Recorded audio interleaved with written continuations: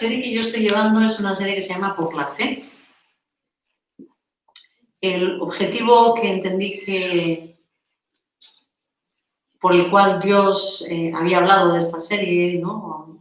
Me había animado a tratar con esto, era para que Casa de Oración se sacudiese toda esa incredulidad que tenemos, ¿verdad? Y aprendiésemos a conocer quién es verdaderamente nuestro Dios, ¿no? Quizás estimulados por los ejemplos que vemos de nuestros hermanos, que están recogidos ahí en la palabra.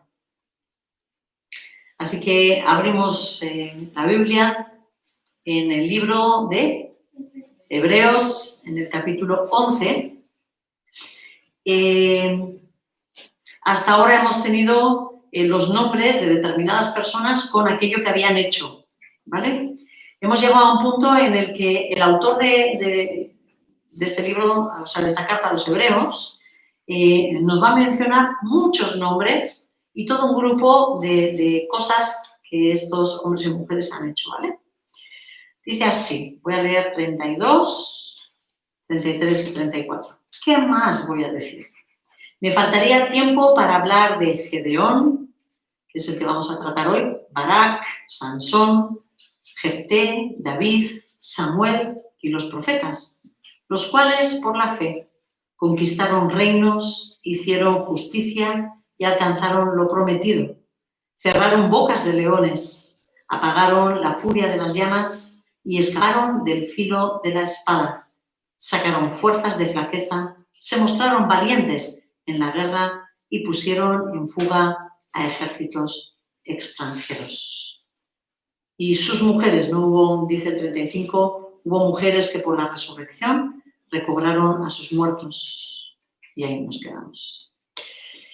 Gedeón es uno de los jueces que el Señor levantó para liberar a su pueblo de la opresión.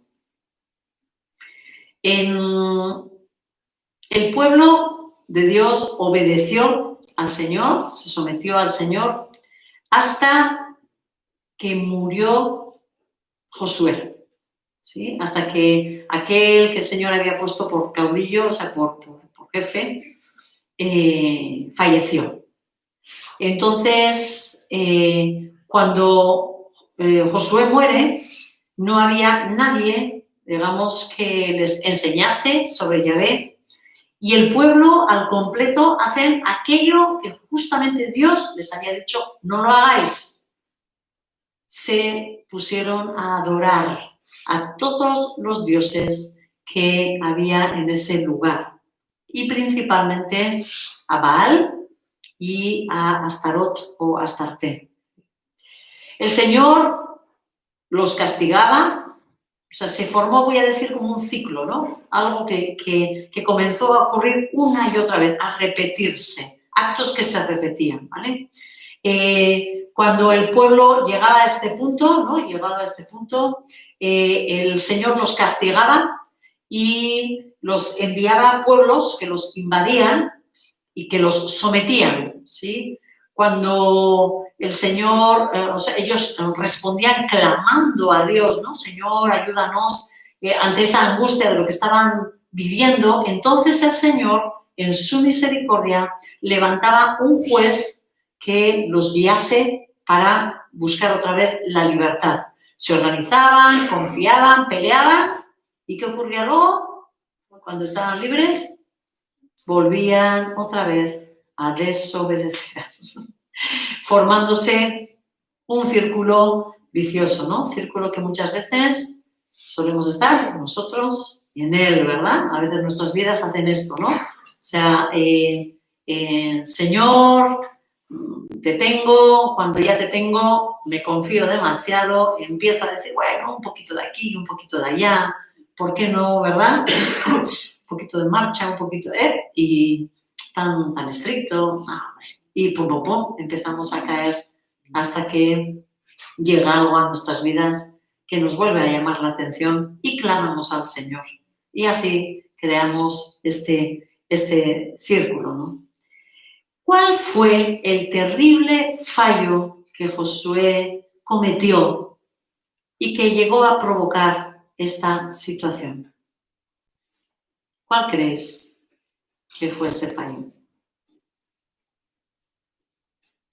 No se os ocurre ninguna idea. Josué no preparó ningún dirigente que lo siguiera. Sí, veíamos a Moisés, que él, antes de que el Señor lo llevara, él le dice, bueno, ¿qué hago con este pueblo? Y el Señor lo guía a que tome a Josué y que Josué le sustituya. Y él se había dedicado en la ley, ¿no?, a decir así, así, así. Deuteronomio es todo un repaso, ¿no?, para dejar las cosas bien claras, para que esa enseñanza vaya a nuestros hijos y se repita. Pero Josué no preveyó que él se tenía que morir, igual que los demás, así que no preparó a nadie para que lo sustituyera. Entonces, este pueblo se encontró en ignorancia, vamos a decir, ¿no? Y digo esto sobre todo para que nosotros aprendamos de este error y comprendamos que los niños por sí solos no van a seguir a Jesús. Los niños van a imitar todo aquello que ven a su alrededor. Esta es la tendencia. Y, sinceramente, cada vez ven cosas peores. Esta es la realidad.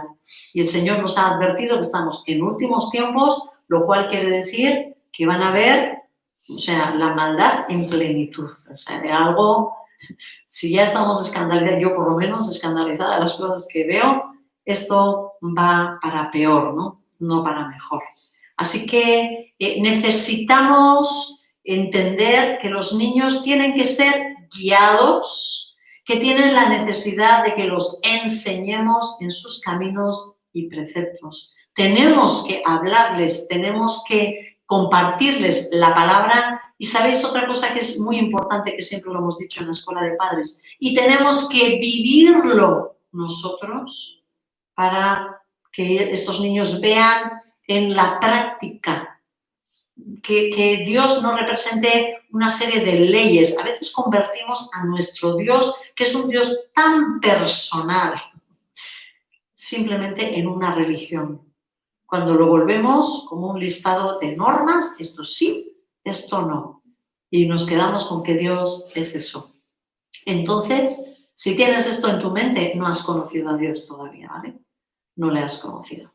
Vámonos a la lectura del libro de Jueces, que ahí es donde está narrado la historia de Gedeón. Y yo creo que Dios nos quiere retar en nuestra fe en esta mañana a través de la vida, la historia o parte de la historia de Gedeón, ¿vale? Entonces, abrimos el libro de Jueces. Vamos a leer, son 2 capítulos, voy a leer 2 capítulos porque es dinámica la enseñanza, así que es difícil, o sea, no sé bien dónde cortar. Así que yo lo intento, intentáis pensarlo, imaginarlo, todo esto que vamos a leer, ¿vale? Quizás algunos conocéis la historia, pero otros no. Dice así, Jueces capítulo 6. Los israelitas hicieron lo que ofende al Señor y Él los entregó en manos de los madianitas durante 7 años. Era tal la tiranía de los madianitas que los israelitas se hicieron escondites en las montañas y en las cuevas y en otros lugares donde pudieran defenderse. Siempre que los israelitas sembraban, los madianitas, amalecitas y otros pueblos del oriente venían y los atacaban. Acampaban y arruinaban las cosechas por todo el territorio hasta la región de Gaza. No dejaban en Israel nada con vida, ni ovejas, ni bueyes, ni asnos. Llegaban con su ganado y con sus tiendas como plaga de langostas, o sea, por numerosos, ¿no? Tanto ellos como sus camellos eran incontables e invadían el país para devastarlo. Era tal la miseria de los israelitas por causa de los madianitas que clamaron al Señor pidiendo ayuda. Cuando los israelitas clamaron al Señor a causa de los madianitas, el Señor les envió un profeta, que dijo: así dice Yahweh, Dios de Israel, yo os saqué de Egipto, tierra de esclavitud, y os libré de su poder. También os libré del poder de todos vuestros opresores, a quienes expulsé de vuestra presencia para entregaros su tierra. Os dije: yo soy el Señor vuestro Dios. No adoréis a los dioses de los amorreos en cuya tierra vivís, pero vosotros no me obedecisteis. El ángel del Señor vino y se sentó bajo la encina que estaba en Ofra, la cual pertenecía a Joás del clan de Abiathar. Su hijo Gedeón estaba trillando trigo en una era para protegerlo de los madianitas. Cuando el ángel del Señor se le apareció a Gedeón, le dijo: el Señor está contigo, guerrero valiente. Pero Señor, replicó Gedeón, si el Señor está con nosotros, ¿qué es que nos sucede? ¿Cómo es que nos sucede todo esto? ¿Dónde están todas las maravillas que nos contaban nuestros padres cuando decían: el Señor nos sacó de Egipto? La verdad es que el Señor nos ha desamparado y nos ha entregado en manos de Madián. El Señor lo miró y le dijo: ve con la fuerza que tienes y salvarás a Israel del poder de Madián. Yo soy quien te envía. Pero Señor, objetó Gedeón, ¿cómo voy a salvar a Israel? Mi clan es el más débil de la tribu de Manasés y yo soy el más insignificante de mi familia. El Señor respondió: tú derrotarás a los madianitas como si fueras un solo hombre, porque yo estaré contigo. Si me he ganado tu favor, dame una señal de que en realidad eres tú quien habla conmigo, respondió Gedeón. Te ruego que no te vayas hasta que yo vuelva y traiga mi ofrenda y la ponga ante ti. Esperaré hasta que vuelvas, le dijo el Señor. Gedeón se fue a preparar un cabrito. Además, con una medida de harina hizo panes sin levadura. Luego puso la carne en una canasta, el caldo en una olla y los llevó y se los ofreció al ángel bajo la encina. El ángel de Dios le dijo: toma la carne y el pan sin levadura, ponlos sobre esta roca y derrama el caldo. Y así lo hizo Gedeón. Y entonces, con la punta del bastón que llevaba en la mano, el ángel del Señor tocó la carne y el pan sin levadura, y de la roca salió fuego que consumió la carne y el pan. Luego el ángel del Señor desapareció de su vista. Cuando Gedeón se dio cuenta de que se trataba del ángel del Señor, exclamó: ¡ay de mí, Señor y Dios! He visto al ángel del Señor cara a cara. Pero el Señor le dijo: quédate tranquilo, o paz a ti, ¿vale? No temas, no vas a morir. Entonces Gedeón construyó allí un altar al Señor y lo llamó: el Señor es la paz, el cual hasta el día de hoy se encuentra en Ofra, en Abiathar. Aquella misma noche, el Señor le dijo: toma un toro del rebaño de tu padre, el segundo, el que tiene 7 años. Derriba el altar que tu padre ha dedicado a Baal y el poste con la imagen de la diosa Aserá que está junto a él. Luego, sobre la cima de este lugar de refugio, construye un altar apropiado para el Señor tu Dios. Toma entonces la leña del poste de Aserá que cortaste y ofrece el segundo toro como un holocausto. Gedeón llevó a 10 de sus siervos e hizo lo que el Señor le había ordenado. Pero en lugar de hacerlo de día, lo hizo de noche, pues tenía miedo de su familia y de los hombres de la ciudad. Cuando los hombres de la ciudad se levantaron por la mañana, vieron que el altar de Baal estaba destruido, que el poste con la imagen de la diosa Aserá estaba cortado y que el segundo toro había sido sacrificado sobre el altar recién construido. Entonces se preguntaban el uno al otro: ¿quién habrá hecho esto? Tras investigar cuidadosamente, llegaron a la conclusión: Gedeón, hijo de Joás, lo hizo. Entonces los hombres de la ciudad le exigieron a Joás: saca a tu hijo, pues debe morir, porque destruyó el altar de Baal y derribó la imagen de Aserá que estaba junto a él. Pero Joás le respondió a todos los que lo amenazaban: ¿acaso vais vosotros a defender a Baal? ¿Creéis que lo vais a salvar? Cualquiera que defienda a Baal, que muera antes del amanecer. Si de veras Baal es un dios, debe poder defenderse de quien destruya su altar. Por eso aquel día llamaron a Gedeón Jerubbaal, diciendo que Baal se defienda contra él, porque él destruyó su altar. Todos los madianitas y amalecitas y otros pueblos del oriente se aliaron y cruzaron el Jordán, acampando en el valle de Jezreel. Entonces Gedeón, poseído por el Espíritu del Señor, tocó la trompeta o el shofar, y todos los del clan de Abiezer, que era su propio clan, fueron convocados a seguirlo. Envió mensajeros a toda la tribu de Manasés, convocándolos para que le siguieran. Y además se envió a Aser, Zabulón y Neftalí, de modo que también estos se le unieron. Son tribus del norte, ¿vale? Fueron a las tribus del norte también. Gedeón le dijo a Dios: si has de salvar a Israel por mi mano, como has prometido, mira, tenderé un vellón de lana en la era sobre el suelo. Si el rocío cae solo sobre el vellón y todo el suelo alrededor queda seco, entonces sabré que salvarás a Israel por mi mano, como me prometiste. O sea, también una señal, ¿no? Y así sucedió. Al día siguiente Gedeón se levantó temprano, exprimió el vellón para sacarle el rocío y llenó una taza de agua. Entonces Gedeón le dijo a Dios: no te enojes conmigo, déjame hacer solo una petición más. Permíteme hacer una prueba más con el vellón. Esta vez, haz que solo el vellón quede seco y que todo el suelo quede cubierto de rocío. Así lo hizo Dios aquella noche. Solo el vellón quedó seco, mientras que todo el suelo estaba cubierto de rocío. Jerubbaal, es decir, Gedeón, y todos sus hombres se levantaron de madrugada y acamparon en el manantial de Jarot. El campamento de los madianitas estaba al norte de ellos, en el valle que está al pie del monte Moré.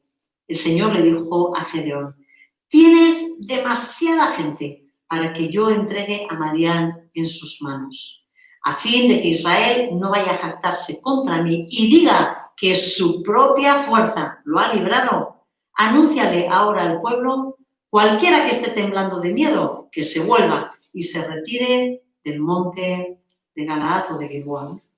Así que se volvieron 22.000 hombres y quedaron solo 10.000. Pero el Señor le dijo a Gedeón: todavía hay demasiada gente. Hazlos bajar al agua y allí los seleccionaré por ti.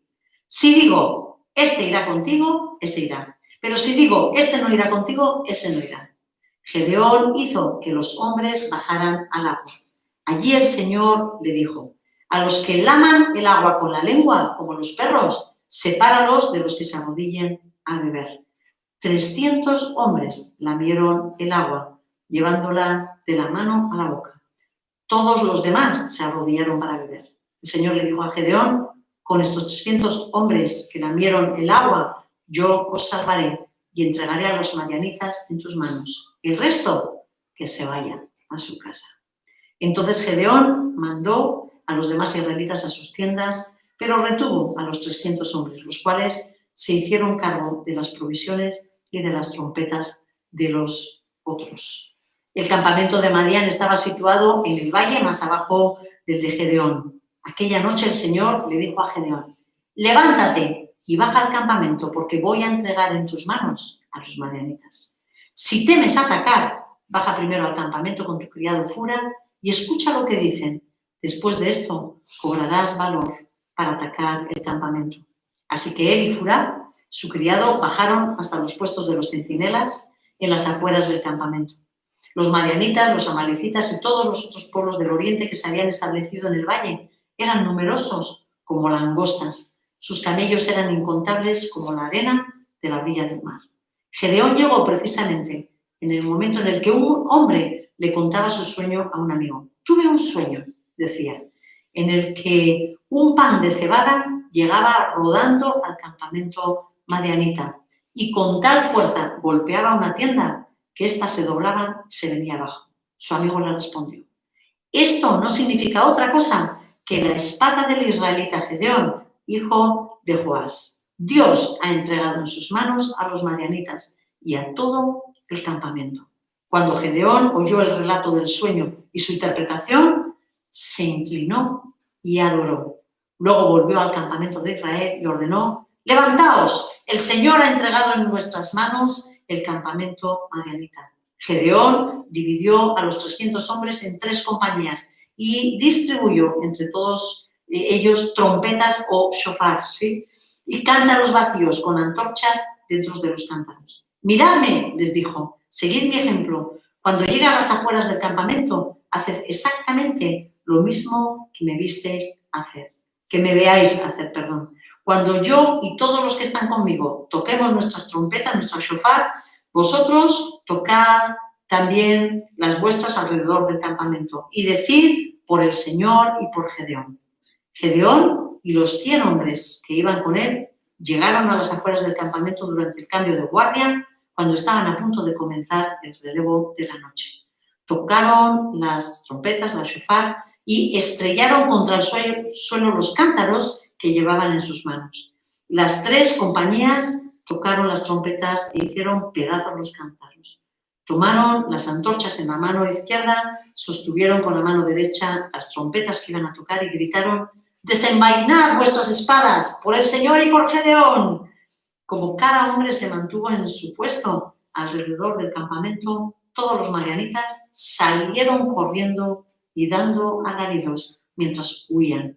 Al sonar las 300 trompetas, el Señor hizo que los hombres de todo el campamento se atacaran entre sí con sus espadas. El ejército huyó, nos va dando referencias de nombres y luego nos dice, ¿no?, como que en la región montañosa de Efraín, que el Señor envió mensajeros, ¿no?, como para que los cerraran, ¿no?, para que no los dejaran escapar. Sí, dice, se convocó a los hombres de Efraín y estos se apoderaron de los vados del Jordán y capturaron a Oreb y a Zeb, los 2 jefes madianitas. Ahí los matan, ¿no?, y terminan con ellos. Después Gedeón y su ejército, esos 300 hombres, siguen en búsqueda de los 2 reyes, de los 2 reyes madianitas, ¿no?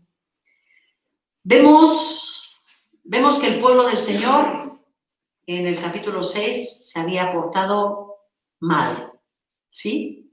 Ellos estaban buscando, nos dice el relato, a otros dioses y esto ofendió gravemente al Señor, ¿no? Por lo que Él mismo los entregó en manos de los enemigos. La opresión de este pueblo fue tanta que tuvieron que hacerse escondites en las montañas para resguardarse de sus enemigos. La verdad es que eran unas invasiones muy agresivas las que estaban haciendo estos enemigos, ¿no?, de ellos, ¿no?, estas tribus enemigas, ¿no?, de forma que se llevaban y arrasaban con todas sus cosechas y cuando pasaban mataban a todos sus animales, ¿no? Esto llevaba así, siendo durante ¿cuántos años? ¿Os habéis fijado en la narración? 7 años, 7 años. Así que la situación era muy angustiosa.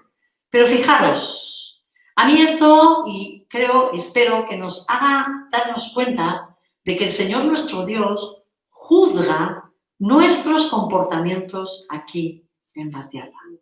¿Sí? Hay veces que nosotros decimos, Dios es un Dios de amor, y normalmente cada vez que decimos eso esperamos de que Dios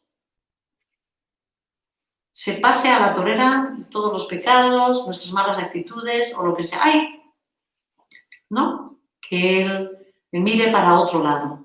Vemos que ese Dios de amor se aira cuando su pueblo cae en pecado y no le sigue fielmente. O mejor dicho, cuando ese pueblo al caer en pecado no se arrepiente y se vuelve a Él, ¿no? Una de las cosas que más ofende a Dios es nuestra falta de arrepentimiento cuando estamos cayendo en pecado. Dios tiene mucha, pero que mucha paciencia con nosotros, pero sufriremos consecuencias si nos apartamos de Él, ¿no? El Señor simplemente dejó que estos pueblos tomaran dominio sobre los israelitas. Fue la forma de castigarlos, ¿no? Permitió que los enemigos se levantaran y fueran a por ellos. Y Él se negó a ayudarlos, ¿no? Y esa realidad espiritual es así. Cuando nosotros estamos en desobediencia contra Dios, cuando nosotros estamos practicando algún tipo de pecado, escuchad esto, el enemigo tiene toda la autoridad para arremeter contra nosotros, porque quedamos descubiertos, quedamos sin protección. Recordemos que cuando tuvimos esa serie de las promesas, ¿no?, del Señor, había promesas, pero esas promesas son condicionales. La condición de la protección es, esto es algo que llevamos mucho tiempo repitiendo, la condición de nuestra protección es la obediencia, tal cual. Cuando no hay obediencia, entonces quedan las puertas abiertas y el enemigo lo sabe. Toma esa baza y entra delante de Dios diciendo, aquí lo tengo, ¿sí? Tengo la autoridad por esto y por esto, en lo que está cayendo esta persona, ¿no? Cuando nosotros estemos en desobediencia contra Dios, hemos abierto la puerta, nos hemos quedado al descubierto. Si estás sufriendo alguna desgracia, lo primero que tenemos que preguntar es si aquello que nos ocurre es como consecuencia de nuestra desobediencia. ¿Sí? Nos cuesta, ¿verdad? Yo sé que no siempre es así, ¿vale? Miramos a Job y decimos, mira, él también sufrió, ¿verdad? No era consecuencia de su desobediencia, pero Job hay pocos, ¿eh? De verdad os digo que si algo experimento en la vida pastoral, ¿no?, en el servicio junto con José Ignacio, es que muchas de las cosas y desgracias que vivimos son consecuencia de lo que nosotros mismos hemos sembrado, de nuestra desobediencia, ¿vale? Que suele ser así, ¿vale? Según los versículos del 7 al 10, en el texto y en el capítulo 6, cuando los israelitas clamaron al Señor a causa de sus enemigos, el Señor lo que envió fue, ¿qué envió?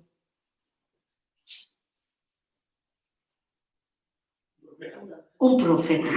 El Señor envió un profeta que denunció al pueblo la situación. Él se ocupó de dejar muy claro a ese pueblo qué era lo que estaba pasando, ¿no? Dios había sido quien les había sacado de Egipto, exhibiendo su poder. Y también les había librado de los habitantes de aquella tierra. Él era suficientemente poderoso para todo lo que había hecho y, por tanto, para poder ayudarles también en la situación en la que estaban. Pero, ¿qué era lo que había traído el problema? Como hemos dicho, su desobediencia, ¿no? Les dice aquí, os dije que no adoraseis a los dioses de la zona y no me obedecisteis, ¿no? Una vez más, en medio de este ciclo de los jueces, el Señor en su misericordia tiene un plan preparado para su pueblo. Y Jesús, que aquí se presenta en una de las formas en las que se presenta Jesús antes de encarnarse, es como el ángel de Jehová, el ángel de Yahvé, ¿no? Y aquí se presenta, nos dice que se presentó a Gedeón, ¿no? Allí estaba él, que estaba trillando trigo para esconderlo de los madianitas antes de que llegasen a saquearlo, ¿no? Todo una vez más, ¿no? ¿Cómo le llama Jesús a Gedeón en su saludo? ¿Os habéis quedado Lo tenéis ahí en el versículo 12. ¿Cómo le llama Jesús a Gedeón?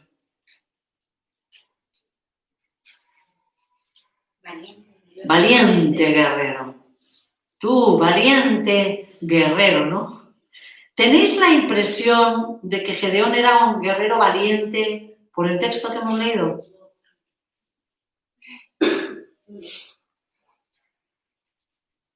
¿Y los demás? Los demás no saben, no contestan o no han oído nada del texto, ¿verdad? Bueno, pues los que estamos. Los que estamos.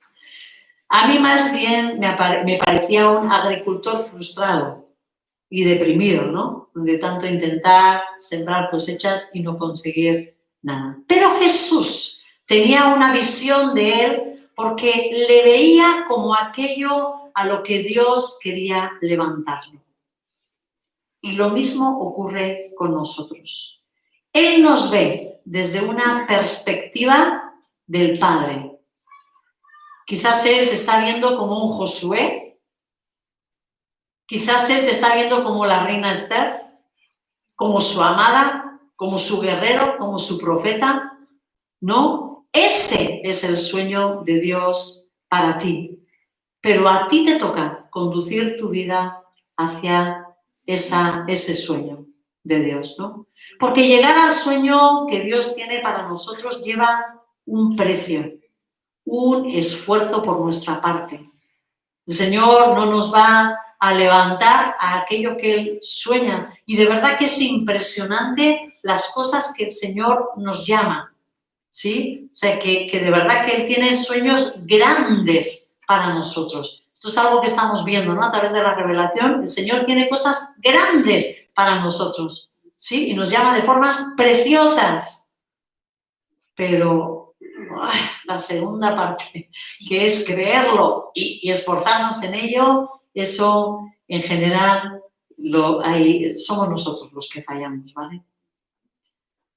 A mí me sorprendió que Dios escogiese a Gedeón para ser un hombre de los que aparecían en la lista de Hebreos 11, como un hombre de fe, ¿no? Digo, al ver el texto digo, ostras, pues el Señor sabrá por qué lo hizo, ¿no? Porque aquí vemos a Gedeón siempre con mucha duda e incredulidad, como muy arraigadas en su ser, ¿no? Él dice, lo primero que sale del corazón, de la boca de Gedeón es, si el Señor está con nosotros, ¿cómo es que nos sucede todo esto, no? ¿Dónde están todas las maravillas que nos contaban nuestros padres cuando decían, el Señor nos sacó de Egipto? ¿Dónde? A ver, yo que lo vea. No, que no estoy viendo nada. ¿Cuántas veces te has hecho tú alguna pregunta de este tipo? Si el Señor está conmigo, pero ¿cómo me puede estar pasando esto? Yo las he escuchado mucho, ¿eh?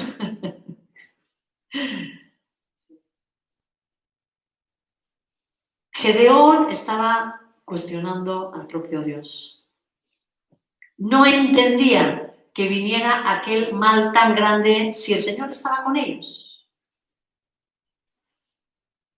¿Qué estaba pensando Gedeón erróneamente? ¿En qué estaba equivocado? ¿Es verdad que el Señor no estaba con ellos?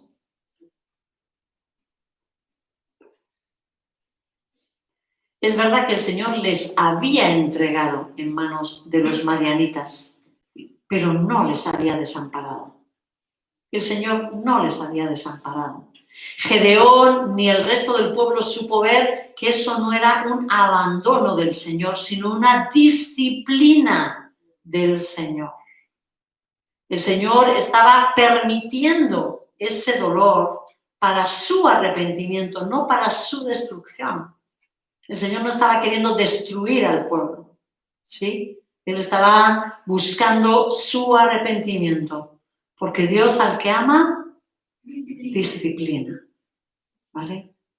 El Señor Jesús no se puso a discutir con él, no discutió con Gedeón, simplemente lo miró y lo envió. Nos dice ahí el versículo le dijo, ve, con la fuerza que tienes, ve, muévete, ¿verdad? Gedeón todavía no tenía el entendimiento de lo que era trabajar para el Señor. Así que cuando el Señor le dijo que fuera con la fuerza que tenía, porque iba a salvar a Israel, pensó en sí mismo. Eso es. Mi clan es el más débil de la tribu de Manasés, yo el más insignificante de mi familia, ¿no? La cuestión es que Dios no necesitaba de su fuerza, sino de que le creyera y se dispusiera a pelear. Dios estaba esperando su fe, no su fuerza. Así que le aclaró que derrotaría a los madianitas porque el ángel de Yahvé estaría con él. La diferencia para nuestras batallas no es nuestra fuerza, sino la presencia de Dios con nosotros. Sí, esto es algo que lo estoy observando cada vez que estamos, o sea, trabajo, ¿no? Medito en alguna de las historias para poder compartirlos con vosotros. Me doy cuenta de que esa es la enorme diferencia, ¿no? Creo que no es nunca demasiado el volver a decirlo y decirlo, ¿no? Si Él está con nosotros, no debemos temer a nadie porque no hay nadie que pueda enfrentarse a su poder. Y esa lección fue fundamental en la vida de Gedeón.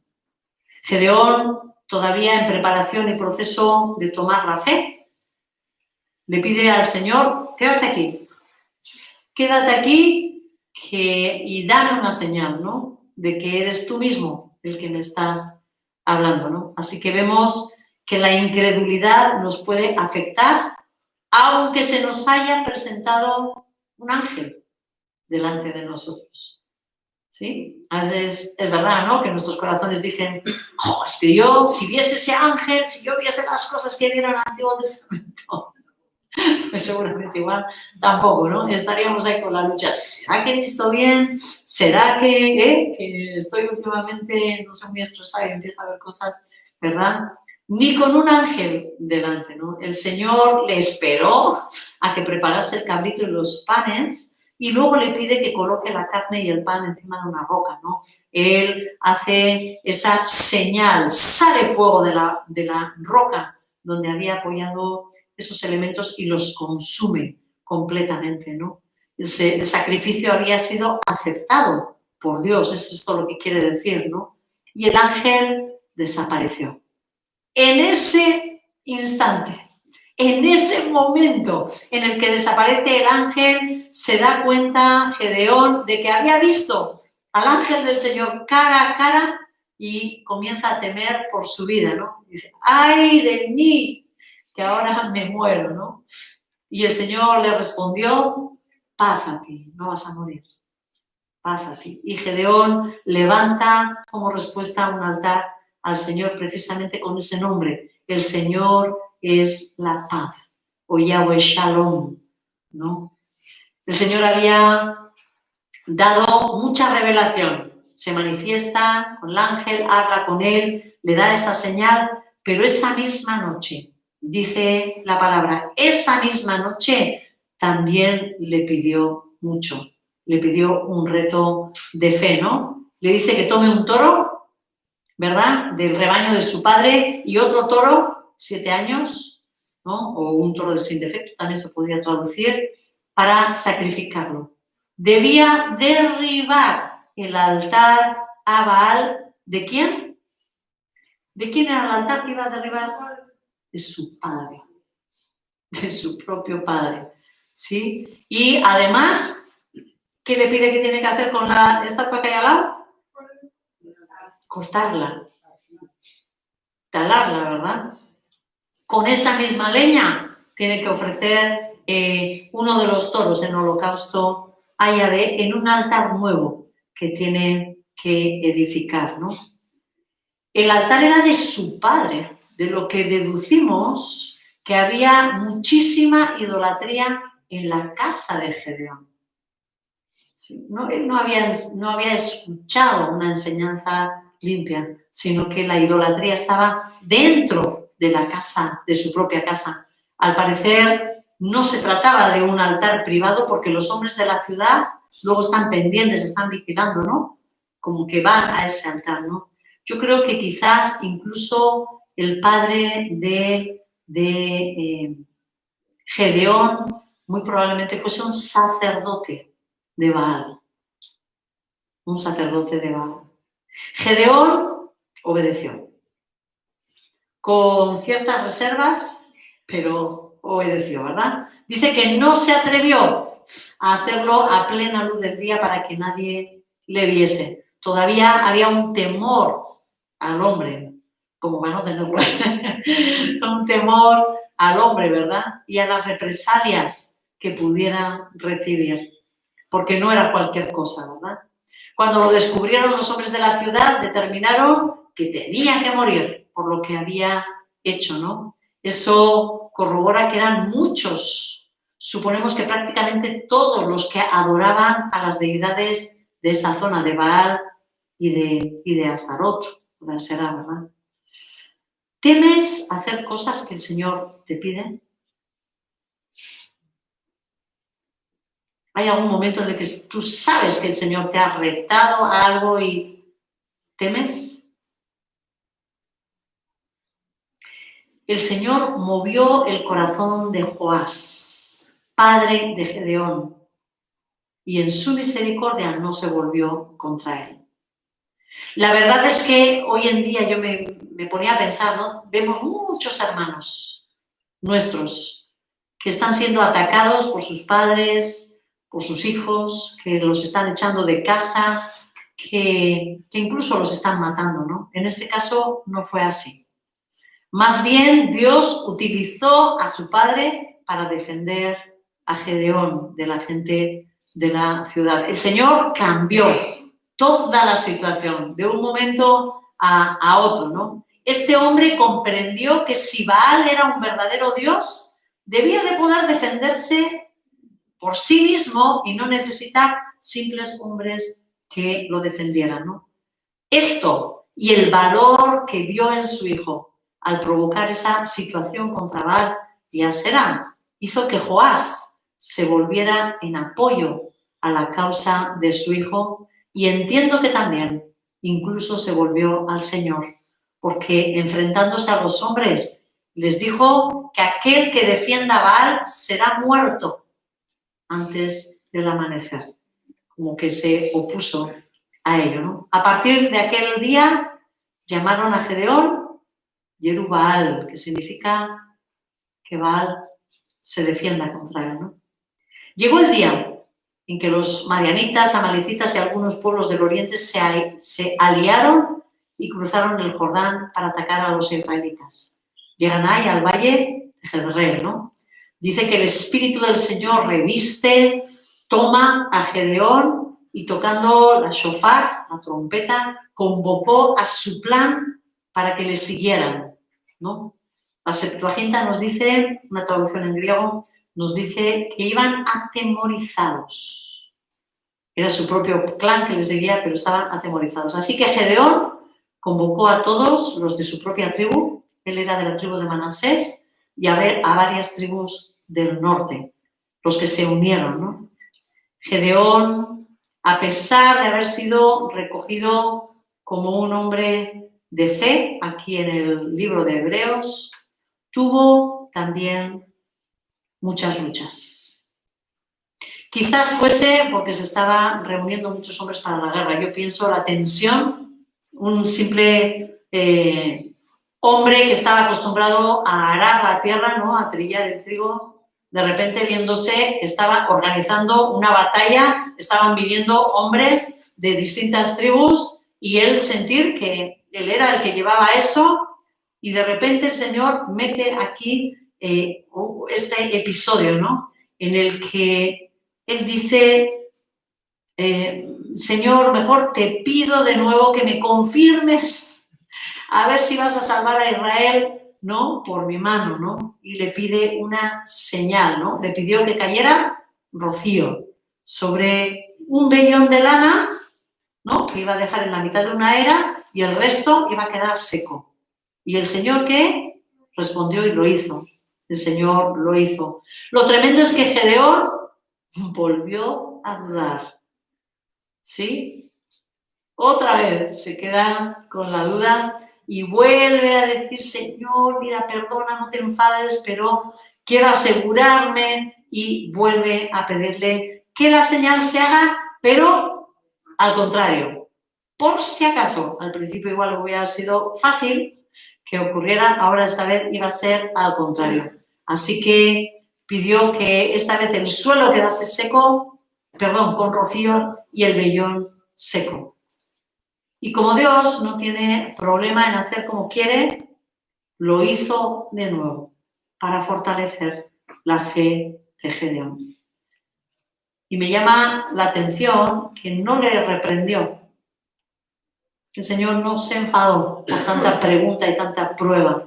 Él sabía qué refuerzos necesitaba Gedeón para actuar con fe y se los dio. En su misericordia se los dio. Esa madrugada, Dios hizo algo que a nadie se nos habría ocurrido para una batalla. Para la batalla normalmente juntamos gente, ¿verdad? Bueno, pues Dios empieza a decir que se vayan, empieza a sacar gente. Le dijo a Gedeón que debía ir quitando hombres para la guerra. No estaba dispuesto a dejar que el pueblo de Israel pensase que habían tomado la victoria por sus propias fuerzas. ¿Vale? Él decía, lo voy a dejar tan evidente que esto es un milagro, ¿verdad? Que empezó a hacer cribas, ¿no? Al principio había 32.000 hombres y quedaron solamente 10.000 cuando les dijo, ¿no? Si el que tenga miedo, que se vaya. Se largaron 22.000 hombres. Mucho temor, de Israel, ¿verdad? Quedan ahí 10.000. Pero el Señor sigue diciendo, ¿no? Continúa la reducción de filas. Le dice que los que bajaran al agua, solo los que lamieran, como los perros, el agua, quedarían en el ejército para batalla. ¿Sí? Los que se arrodillasen para beber agua serían descalificados y enviados a sus tiendas. 300 hombres. 300 hombres. Eso fue todo lo que Dios dejó a Gedeón para esta difícil batalla. Así que era evidente que si ganaban, que no era por ellos, desde luego, ¿no?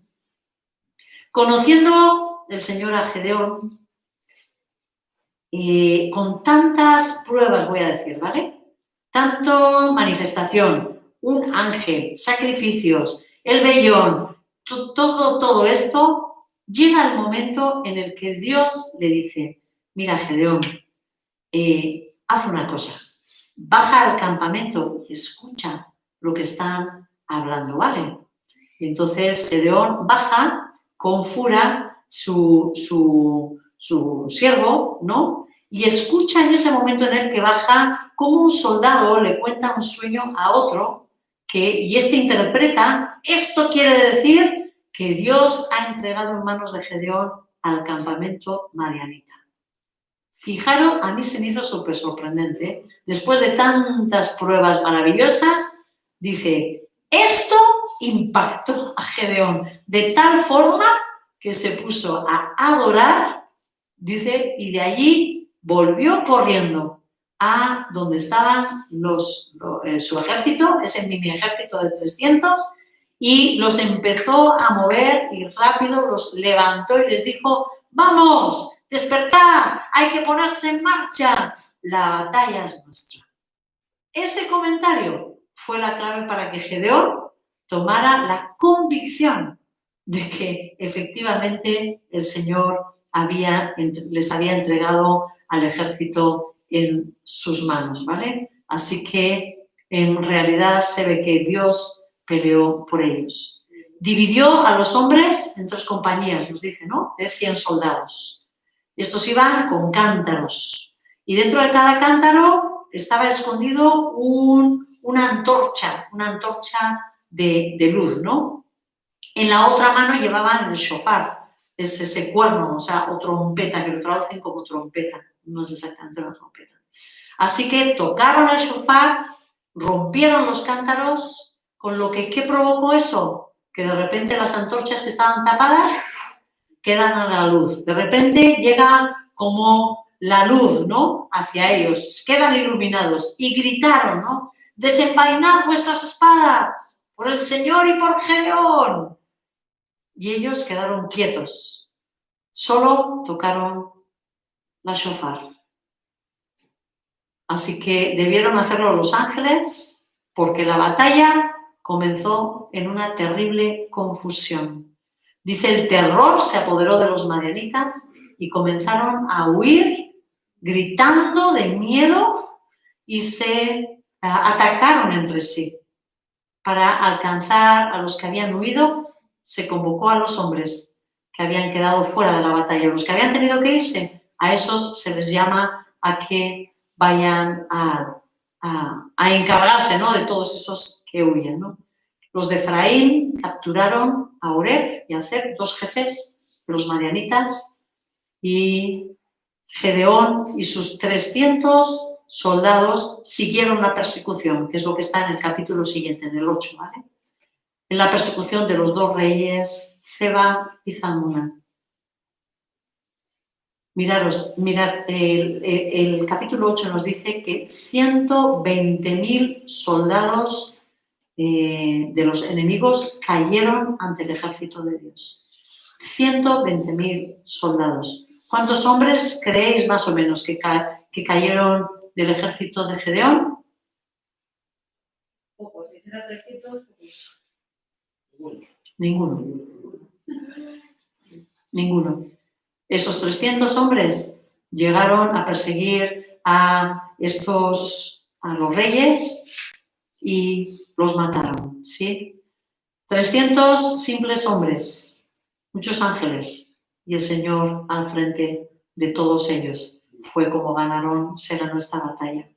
He aquí un precioso ejemplo de un hombre que, como dice Hebreos, sacó fuerzas de la flaqueza, se mostró valiente en la guerra y puso en fuga a ejércitos extranjeros. Hermanos, Dios puede usar a personas que han estado llenos de miedos y de incredulidad si se ponen en sus manos y deciden confiar en su palabra, en sus promesas. El Señor nos quiere usar. Estamos completamente convencidos que el Señor nos quiere usar a Casa de Oración, pero hay demasiada incredulidad en ella. Él nos reta a creerle, a esforzarnos, a luchar valientemente de su parte. Él irá por delante de nosotros, pero quiere nuestra disposición. Quizás seas tú uno de esos que te identificas con Gedeón, ¿verdad? Tantas dudas, tanta lucha, tanta incredulidad. El Señor me pide, pero yo todavía tengo que hacer muchas cosas que todavía no me he atrevido a hacer. Quizás el Señor te tenga que pasar también por un proceso para fortalecer tu fe, como lo hizo con Gedeón. Pero Dios te puede levantar para que seas un siervo útil en sus manos, un soldado valiente en sus filas. El Señor nos muestra hoy, a través de esta historia de Gedeón, que por muy incrédulo que seas, que por muy temeroso que seas, el Señor tiene todo el poder para levantarte y usarte si tú te pones en sus manos. Y Señor, venimos en esta mañana, Dios, clamándote, Señor, que tú hagas conforme a tu voluntad en nuestras vidas. Arranca, Señor, toda esa incredulidad de nuestros corazones. Clamamos, Señor, porque tú nos confirmes, nos des esa palabra, nos des esa señal, Señor, lo que nuestros corazones necesitan, esa capacidad de creerte, Señor, para poder pelear las batallas que tú pongas por delante. Señor y Padre Celestial, levántanos como lo hiciste con Gedeón.